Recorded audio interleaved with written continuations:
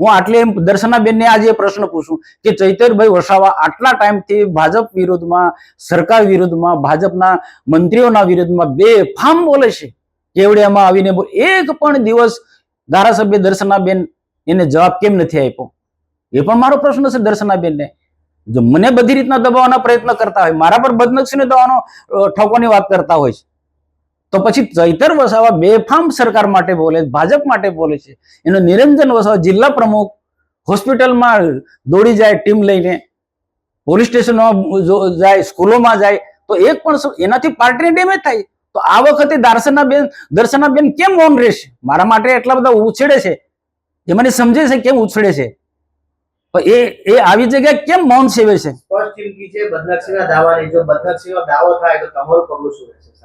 જો મેં એટલી જ વાત કરી ને, કેટલાક અધિકારી અમને જે માહિતી આપે છે, અમારા કરતા એમનું મારે વધારે વિચારું છું. એટલે હું સમજી વિચારીને, હું મારા કારણે કોઈ અધિકારી હેરાન ના થાય. બાકી આ 75 લાખનો જિલ્લાના વરિષ્ઠ અધિકારીને ઉપસ્થિતિમાં આ પ્રશ્ન ચર્ચાયો હતો, એને 75 રૂપિયા માંગણી કરે છે એ અંગેનો. તો અમે અમારા જિલ્લાના અધિકારી એમને પણ કે નહીં અપાય, અને અમે પણ ના અપાય, મેં નીલલાવ જિલ્લા પ્રમુખ નહીં અપાય. એના કારણે આ બધું ઊભું થયું છે.